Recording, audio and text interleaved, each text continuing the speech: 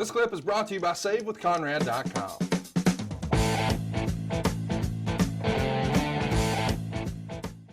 What do you think about the idea of working with Ahmed? I'm sure you guys break that down at some point and have that conversation. Or do you even discuss hypothetical opponents when he's coming in at that dinner at Marriott?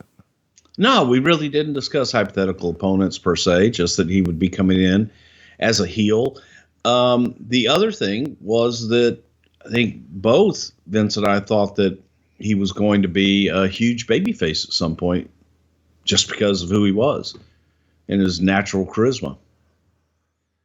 Let's talk about the attack. Ahmed gets hurt during this initial attack. So when we see the debut of Farouk, he comes down, and apparently Ahmed is shelved with some sort of kidney injury. Was there heat on Ron for the injury? Was he just too overzealous in his debut?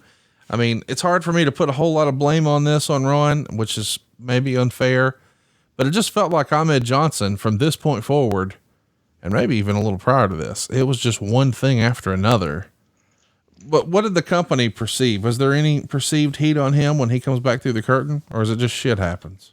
No, it was shit happens. It was an unfortunate and misplaced kick that Ahmed probably could have been kicked there 100 times and not have any issues. And Ron was the one that had thrown this one kick that caused some issues. It wasn't, when you went back and watched it, it wasn't over the top in any way. And it's just one of those things, man. It happened. You can do the same move every night and not get hurt. One night you get hurt. Ahmed Johnson finally returns, and that match is finally going to happen for the Royal Rumble. We covered Farouk versus Ahmed in the Ahmed episode recently, but how was Ron with working with Ahmed? I mean, Ahmed didn't exactly have the best reputation, and I can't help but wonder, this no nonsense guy. Here's a little sidebar. Once upon a time during the Ric Flair show days, I was talking to Rick, and he was saying that, the Steiner brothers used to just be brutal to everybody in those old WCW locker rooms. And they would even really pester and sort of haze Butch Reed. And I asked Ron one day, I being Rick in this case, why don't they ever fuck with you? And Ron casually responded, I'm unfuckwithable, which I thought was just a great line. But when a guy has sort of drawn his line in the sand that I'm unfuckwithable, and Ahmed Johnson's rubbing some people the wrong way, how was that going with Ron? Did they get along, or did they have issues fairly quickly?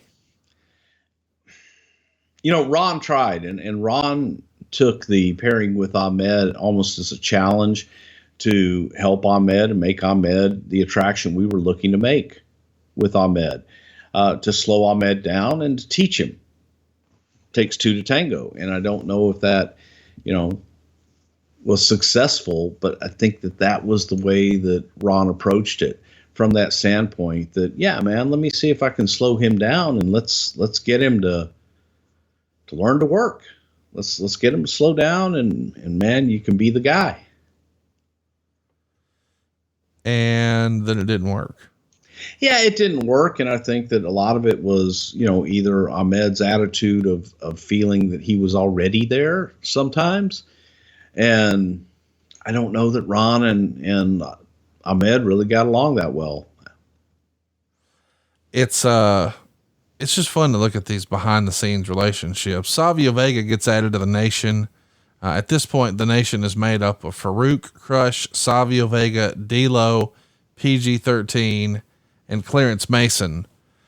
Quite the outfit. Is this simply a matter of, we don't really have anything going for Crush and Savio, let's just put them in the Nation?